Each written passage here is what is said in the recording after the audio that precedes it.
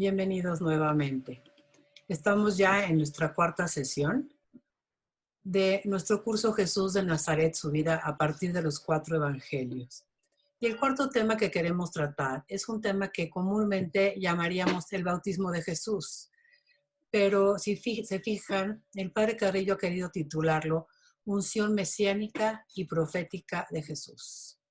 Quiere decir que Jesús va a ser ungido con el Espíritu Santo y va a ser constituido por Dios el Mesías y el profeta. No solamente recibir el bautismo, sino un bautismo que va a recibir Jesús, pero ¿para qué lo va a recibir?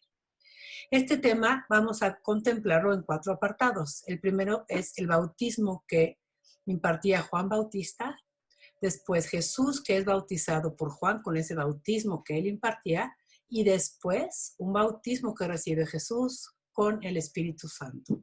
Y finalmente pasaremos a ver la comprensión teológica de la escena, no nada más qué pasó, sino cuál es la profundidad teológica de esta grandísima escena del Evangelio. Tenemos a que habíamos dejado a Jesús por el desierto de Judea. Él había ido a buscar a Juan Bautista, pero ningún evangelista nos narró lo que había sucedido en la vida de Jesús desde los 12 hasta los 33 años. Y esa laguna, desafortunadamente, muchas veces ha querido ser llenada con lo que conocemos como evangelios apócrifos, pero no es revelación, ¿sí? Son datos de la vida de Jesús que se quisieron rellenar. Lo único que nos dicen los evangelios canónicos, que son los 4 que tenemos nosotros en la Biblia, es que a partir de que regresó Jesús de Jerusalén a los 12 años, retomó su vida en Nazaret y estuvo ahí hasta los 33 años, cuando en un momento de su vida siente que Dios le pide un cambio de visión. Juan, su pariente, había comenzado un movimiento religioso de conversión a Dios. Ese era el grito clásico de todos los profetas. ¿Qué pasa con el pueblo? ¿Por qué el pueblo está mal? ¿Qué es lo que le hace falta? Y el grito de todos los profetas del Antiguo Testamento era: hay que volverse a Dios, hay que convertirnos, hay que volver a Dios de quien nos hemos alejado y nos irá mejor. Entonces Juan Bautista, un hombre profundamente religioso, inició un movimiento de conversión y pedir perdón a Dios por los pecados, porque él sentía que se aproximaba ya la llegada de aquel momento esperado por tanto tiempo por el pueblo judío, que era la llegada del Señor, el Señor que venía a reinar en medio de su pueblo a través del Mesías. Y entonces Juan invitaba a la gente a pedir perdón de sus pecados y como signo de ese arrepentimiento interior y de que querían ser purificados de sus pecados, se sumergían en el Jordán, se lavaban en el Jordán. Pensamos entonces que Jesús, estando en Nazaret, tiene movimiento de tiene noticias de este movimiento de su pariente en el desierto de Judea y entonces decide ir a verlo. Vamos a ver primero quién era Juan Bautista, vamos a recordarlo, y cómo era el bautismo que él impartía. El Evangelio de San Lucas nos dice que era hijo de un sacerdote del templo de Jerusalén que se llamaba Zacarías y de su esposa Isabel, ambos de edad avanzada, que no habían podido tener un hijo y que finalmente Dios les concedió ese hijo que ellos tanto deseaban, pero como un personaje muy especial. Pero los evangelistas nos van a presentar a Juan Bautista no solamente como un pariente de Jesús que nació, sino Juan Bautista es una figura que ya estaba anunciada en la Escritura, que iba a preparar la venida del Mesías. Y entonces ellos van a presentar la figura de Juan Bautista fundamentada en textos proféticos. Vamos a tomar nuestra Biblia y vamos a leer el capítulo 40 de Isaías, el profeta Isaías. Es un profeta que debemos tener siempre muy marcado en nuestra Biblia porque lo vamos a utilizar mucho. Isaías, capítulo 40, versículo 3 en adelante. Dice así: una voz clama, abrid en el desierto un camino al Señor, trazad en la estepa una calzada recta a nuestro Dios. Que todo valle sea elevado y todo monte y cerro rebajado. Que lo escabroso se vuelva llano y las breñas planicie. Se revelará la gloria del Señor y toda criatura a una le verá. Isaías hablaba de una venida del Señor que iba a ser muy evidente para todas las personas. La gloria de Yahvé se revelará, se va a presentar, va a haber una presencia de Dios en medio de su pueblo. Y después, si se van al último libro del Antiguo Testamento, que es el libro del profeta Malaquías, en el capítulo 3, versículo 1, leemos lo siguiente. Malaquías 3, 1. Voy a enviar a mi mensajero a allanar el camino delante de mí, y enseguida vendrá a su templo el Señor a quien vosotros buscáis, y el ángel de la alianza que tanto deseáis ya llega, dice el Señor, Dios de los ejércitos. Entonces, cuando los evangelistas narran la aparición de Juan Bautista, vamos ahora al Evangelio de San Marcos, nos van a hablar de Juan Bautista, pero presentándolo como este personaje profético que viene a preparar el camino de la venida del Señor. Leo el Evangelio de San Marcos, capítulo 1, versículo 1. Comienzo del Evangelio de Jesús, el Mesías, Hijo de Dios, conforme está escrito en el profeta Isaías y en el profeta Malaquías. Voy a enviar a mi mensajero delante de ti, el que ha de preparar tu camino. Voz del que clama en el desierto. Preparad el camino del Señor. Enderezad sus sendas. Es decir, Juan Bautista es presentado por los evangelistas como un profeta que tiene el mismo grito de los profetas y que viene a preparar el camino del Señor. Y dice el versículo 4 que apareció Juan bautizando en el desierto, proclamando un bautismo de conversión para perdón de los pecados. Un bautismo, un rito de purificación para pedir a Dios perdón por los pecados y preparar la venida del Señor. Acudía a él gente de toda la región de Judea y todos los de Jerusalén, y eran bautizados por él en el río Jordán tras confesar sus pecados. Y ahora una nota muy importante. Juan llevaba un vestido de piel de camello y se alimentaba de langostas y miel silvestre. Esta manera de presentar la vestimenta de Juan Bautista hace recordar un texto del segundo libro de los Reyes. Aquí tenemos la cita. Segundo libro de los Reyes, capítulo 1, versículo 8. Segundo libro de los Reyes, capítulo 1, versículo 8. El rey Ahab, hacia el año 850, envía a buscar a un profeta y da la descripción de cómo pueden distinguir a este profeta. Y dice así en el versículo 8. Le respondieron, un hombre con vestido de pieles y faja de piel ceñida a la cintura. Él dijo, es Elías, el tesbita, Elías, el gran profeta, el padre del profetismo en Israel, acostumbraba a vestir así. De manera que los evangelistas aprovechan, visten como a Elías a Juan Bautista, pero para decirnos que él es un gran profeta. Incluso Jesús va a tener una palabra muy hermosa y va a decir, no ha habido en Israel un profeta mayor que Juan. O sea que Juan Bautista es un gran profeta. Esta idea de vengan, lavémonos, purifiquémonos para acercarnos al Señor, no era extraña en Israel. Pensemos que los judíos tenían muchos ritos de purificación y entonces, si ustedes en alguna ocasión han tenido oportunidad de ver alguna fotografía de ruinas del Medio Oriente antiguo, siempre hay estas como piscinas o baños para las purificaciones rituales.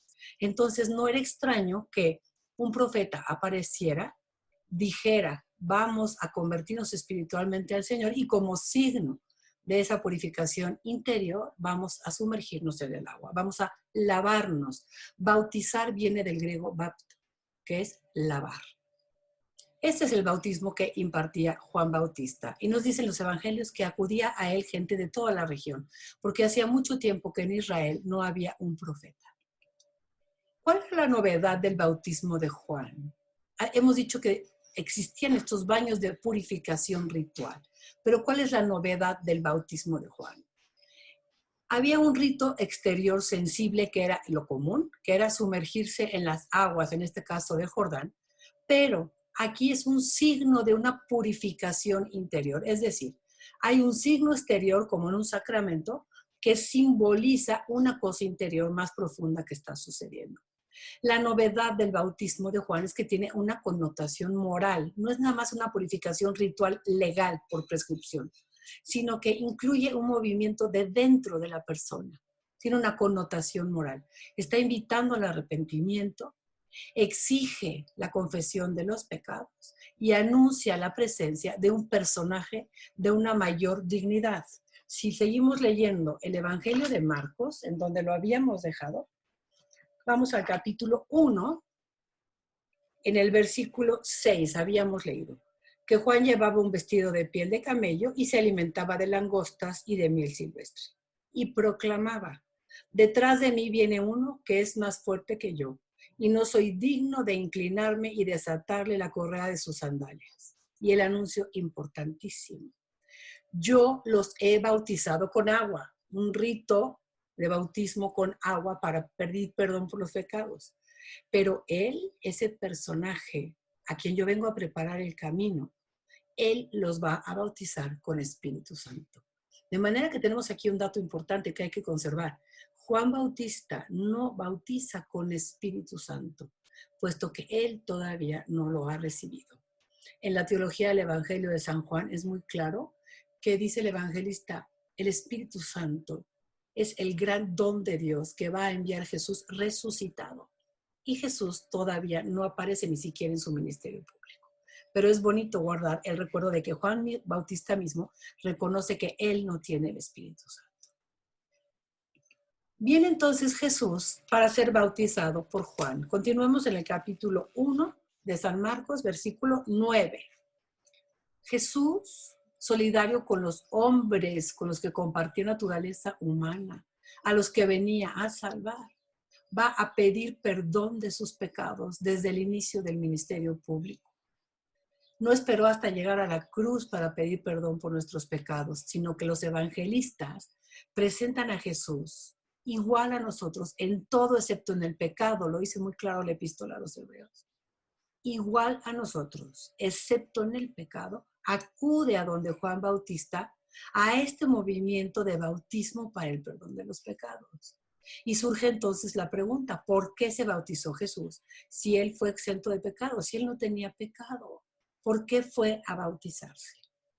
Nosotros a veces infantilmente pensamos, pues, que todos se paraban en la orilla, cada quien iba diciendo sus pecados y Juan los escuchaba, pedían perdón y se metían al Jordán. No, había una costumbre de pedir perdón por los pecados nacionales. En la Biblia, el pueblo de Israel, cuando escribe su historia sagrada, nos deja este testimonio muy valioso. Cuando hemos tenido mala suerte en nuestra historia, cuando nos ha ido mal, cuando nos han conquistado, ha sido porque nos hemos alejado de Dios. Y lo que aleja al hombre de Dios es el pecado. Entonces, en distintas ocasiones pueden leer ustedes, les recomiendo mucho, sobre todo Daniel 9 y luego también Nehemías 9, que son ceremonias en las que se pide perdón por los pecados nacionales. Es decir, Señor, nosotros como pueblo hemos pecado. Perdónanos, Señor. Quizá no todo el pueblo pecó, quizá no todo el pueblo sabe que tiene que pedir perdón, pero nosotros en este momento queremos hacer ese acto de fe. Pedimos perdón por los pecados nacionales. Jesús se sabe miembro de este cuerpo y de Israel. Él es un judío y es solidario de la naturaleza humana a la que venía a salvar. Y entonces, desde ese momento, pide perdón, pero no por sus pecados personales, sino por los pecados de su pueblo y de toda la humanidad. Pensamos entonces que al recibir el bautismo de Juan, Jesús debió de orar pidiendo el perdón de los pecados de su pueblo y de toda la humanidad que en ese momento queda representada en su naturaleza humana. Es tan importante el realismo de la encarnación del Hijo de Dios, todo lo que va a simbolizar y todo lo que se va a sintetizar y todo lo que se va a realizar en la carne humana que va a tomar el Hijo de Dios. Es un dato muy importante que hay que tener siempre muy presente. Pero nos dice el Evangelio, tomen por favor el Evangelio de San Marcos, en el capítulo 1, leo el versículo 9, que es el bautismo de Juan. Por aquel entonces vino Jesús de Nazaret de Galilea y fue bautizado por Juan en el Jordán. Punto. Terminó. Punto y aparte. En cuanto salió del agua, y ahora por favor vamos a subrayar los dos verbos nuevamente.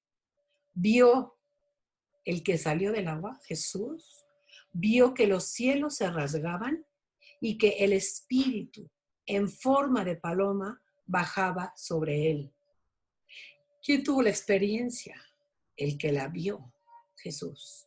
Y entonces se oyó, segundo verbo importante, se oyó una voz que venía de los cielos que decía: tú eres mi Hijo amado, en ti me complazco. Cuando los 4 evangelios nos presentan un relato de la vida de Jesús, quiere decir que es un momento importante de la vida de Jesús. Aquí tenemos como en 4 columnas los relatos de los 4 evangelios y notamos que tienen ciertas diferencias, pero tienen muy importante la mención de 2 verbos.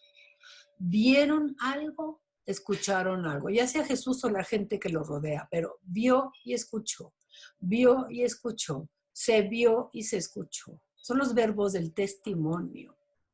Las palabras difieren un poco en los evangelios, pero esto es nada más para que veamos cómo los 4 evangelios no son iguales. Nos están narrando el mismo acontecimiento, me están dando un retrato de un mismo acontecimiento que tienen delante de ellos, pero no son iguales. Las palabras en el Evangelio de Marcos las hemos leído: tú eres mi Hijo amado, en ti me complazco. En el Evangelio de San Lucas: tú eres mi Hijo. Hoy te he engendrado. Hoy te he hecho nacer a una vida nueva, distinta de la que has estado llevando. El Evangelio de San Mateo nos dice: no le habla a Jesús, sino es una voz que se escucha. Este es mi Hijo amado en quien me complazco. Y la experiencia de Juan es distinta. Él narra el acontecimiento que sucedió.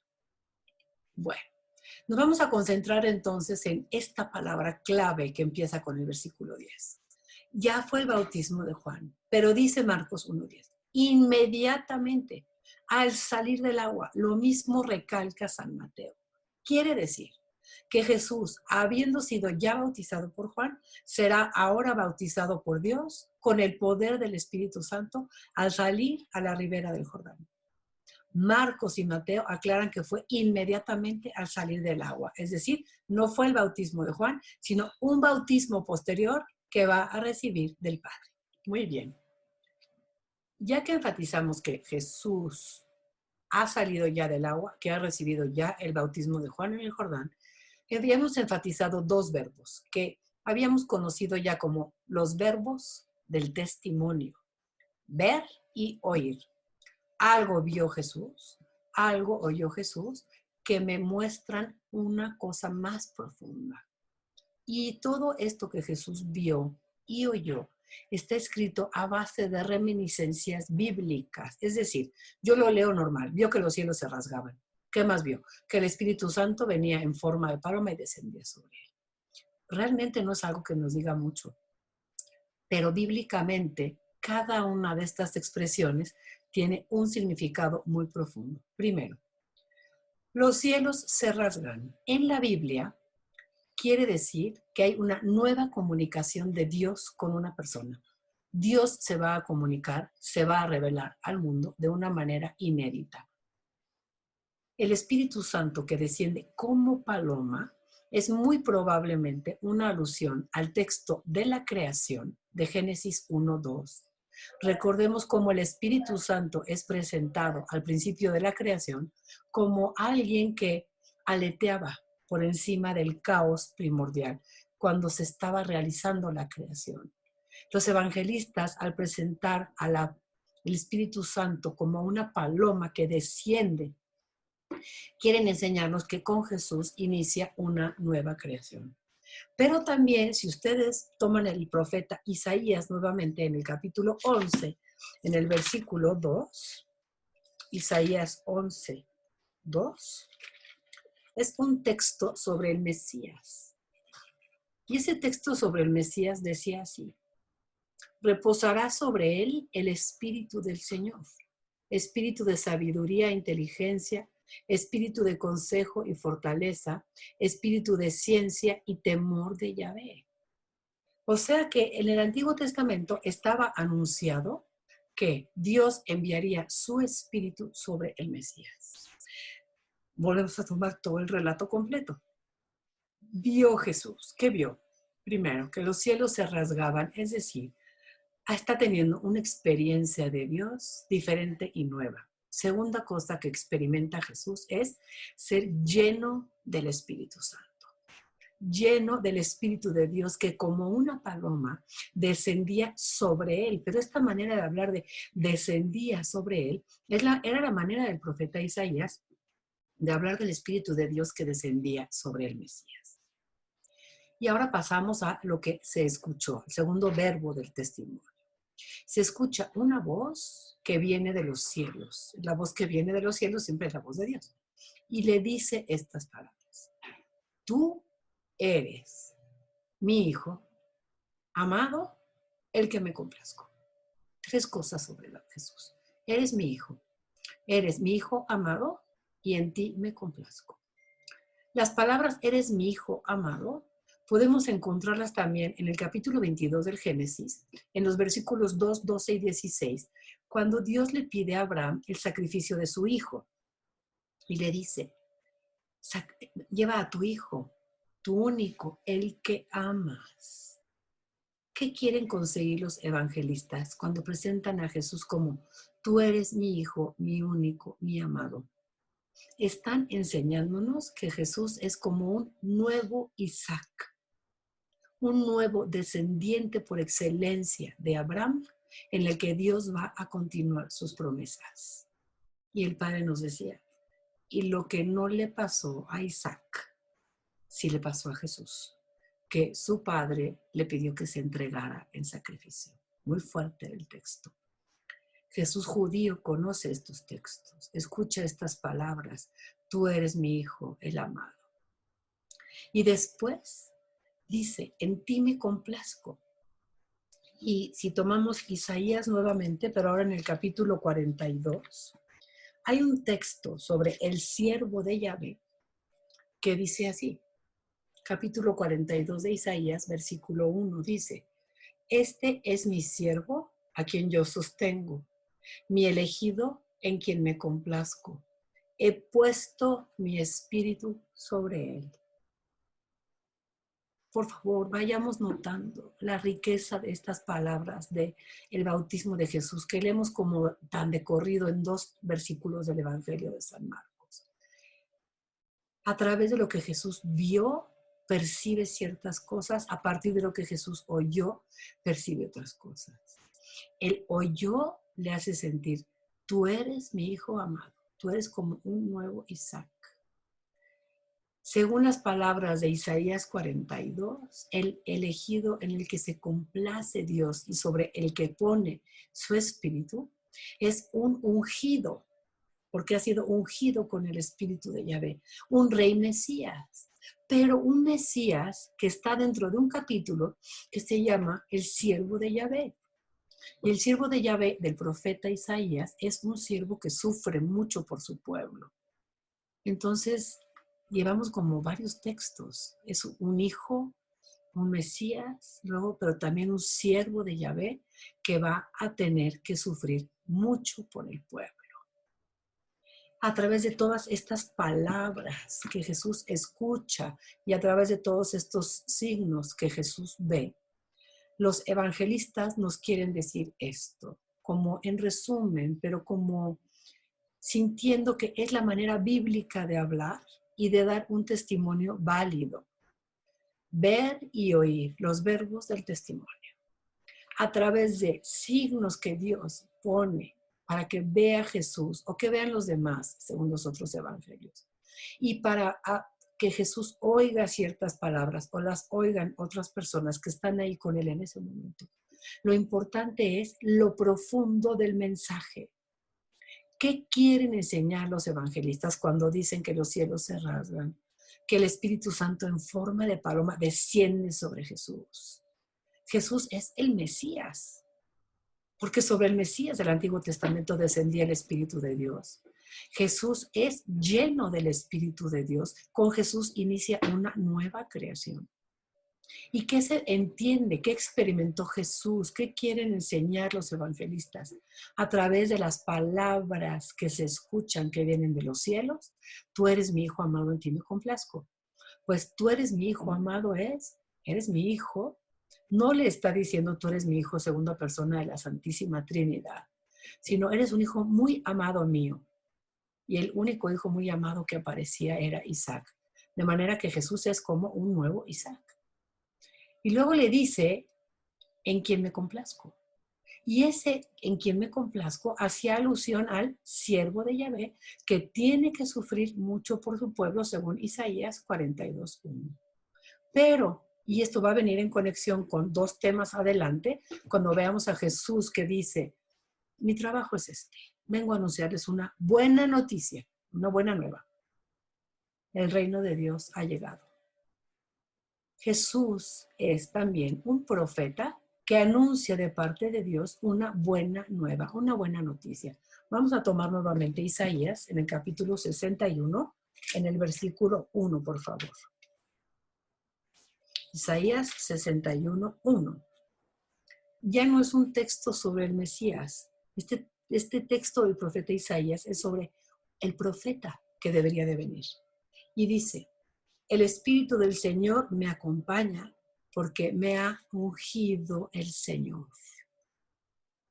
Me ha enviado a anunciar la buena nueva a los pobres, a vendar los corazones rotos, a pregonar a los cautivos la liberación y a los reclusos la libertad, a pregonar un año de gracia del Señor y un día de venganza de nuestro Dios. Pero el texto de Isaías presentaba con estas palabras al profeta.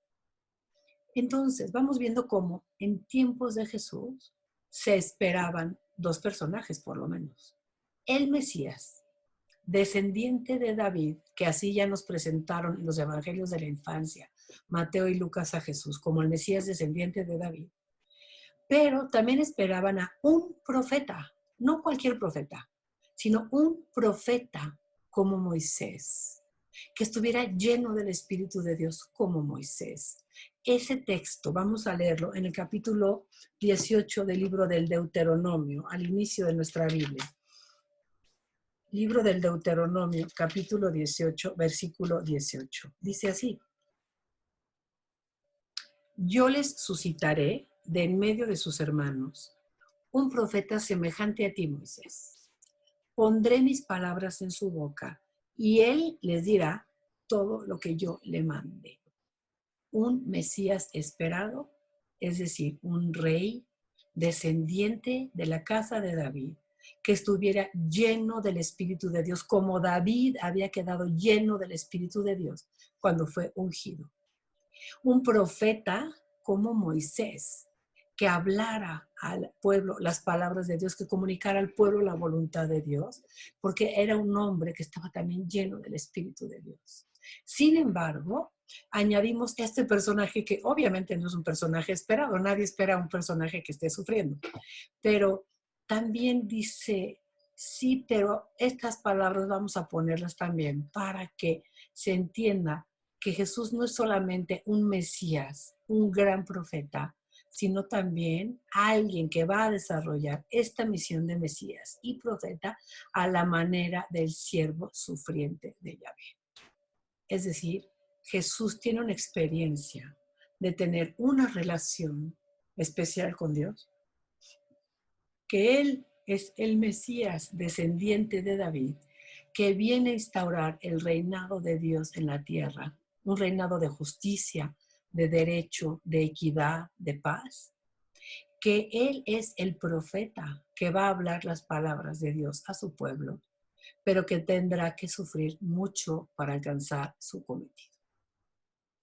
Entonces, más que decir nada más, y Jesús fue a Jordán para que lo bautizara Juan Bautista, y eso quiere decir que un día me bautizaron a mí, es un relato realmente teológicamente muy, muy profundo. Jesús, en ese momento, tiene una experiencia de su filiación divina. Él es hijo de Dios de una manera muy especial, de una manera muy particular, que no cualquiera es. Tiene una experiencia de qué es lo que Dios quiere para él en adelante. Quizá todos nosotros o algunos algún día sentimos, pues yo hoy siento que ya llegó el momento de casarme, otra persona dirá, ya llegó el momento de consagrarme a Dios. Ese momento es para Jesús su bautismo. Sabe que tiene una misión distinta. voy a ser el Mesías y el profeta. Pero los evangelistas nos presentan con tales palabras esta escena que sintetizan en Jesús lo que parcialmente realizaron figuras del Antiguo Testamento. Por ejemplo, Jesús es un nuevo Isaac, es un hijo de la promesa que será entregado en sacrificio como Isaac. Es como un nuevo Moisés, no solo el profeta esperado, sino un nuevo Moisés, jefe de un nuevo pueblo. Es el nuevo profeta, lleno de la fuerza del Espíritu de Dios, que va a realizar una misión entre su pueblo, pero a la manera del siervo de Yahvé. Un personaje que, siendo objeto de las complacencias divinas, sufrirá. Esto es como aparentemente contradictorio. Ser objeto de las complacencias divinas, pero sufriente, ¿no? Nosotros como que separamos, o es objeto del amor de Dios o sufre. En Jesús todo se da al mismo tiempo. Él es el objeto de la complacencia de Dios, pero Él también va a sufrir mucho por realizar esa misión. Y finalmente, Jesús es el Rey Mesías que establecerá en el mundo el reinado de Dios. El último profeta que había venido, el último libro profético del Antiguo Testamento es el profeta Daniel. Y si nos vamos al libro de Daniel, en el capítulo 7, hay un texto, el padre decía medio mesiánico, que habla de un personaje de origen celeste que va a reinar, es decir, va a ser como un Mesías, y que Dios le va a entregar todo el reinado. Vamos al capítulo 7 de Daniel, en el versículo 13 empezamos. Dice Daniel, este texto es como del año 165 antes de Cristo. Ya vamos a llegar al Nuevo Testamento, ya vamos a llegar a tiempos de Jesús. Yo seguía mirando y en la visión nocturna vi venir sobre las nubes del cielo un como hijo de hombre, que se dirigió hacia el anciano y fue presentado ante él. Le dieron poder, honor y reino. Y todos los pueblos, naciones y lenguas le servían, todos, como un rey universal. Su poder es eterno y nunca pasará, y su reino no será destruido jamás. Saltémonos al versículo 27. Y la soberanía, el poder y la grandeza de todos los reinos del mundo serán entregados al pueblo de los santos del Altísimo. Su reino es un reino eterno y todos los poderes le servirán y le obedecerán. Como que el último texto sobre Dios que vendría a reinar, pero estando Dios en el cielo, entrega todo el poder y el reinado aún como hijo de hombre. Es como hombre, pero es de origen celeste porque viene sobre las nubes del cielo, a recibir del anciano todo el poder, todo el honor y todo el reino. Y ese reino también va a ser entregado a los santos del Altísimo, es decir, al pueblo judío. Y se va a establecer en el mundo el reinado de Dios para siempre. Dios va a reinar a través del Mesías y sobre el pueblo de los santos, el pueblo judío, y sobre todos los pueblos, todas naciones y lenguas le servirán.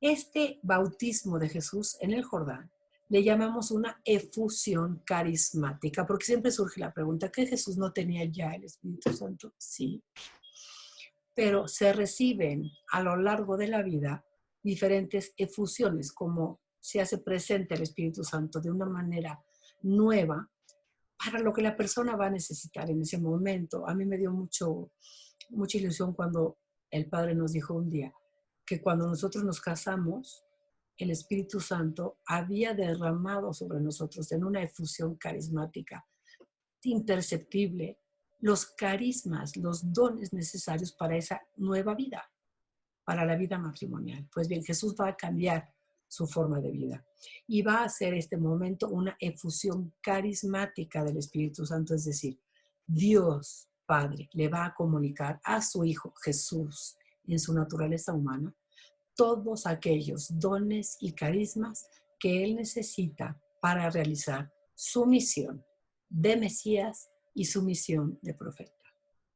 Como Mesías, ¿cuál es la misión de Jesús? Instaurar el reinado de Dios sobre la tierra entre el pueblo judío y también para todas las naciones, según el texto de Daniel también. Y su misión profética, que consiste en hablar a los hombres las palabras de Dios. Vamos a tomar rápidamente nada más el Evangelio de San Juan, en el capítulo 5, por favor. No, Juan 12, por favor. Juan 12, versículo 48. Versículo 49. Juan 12, 49.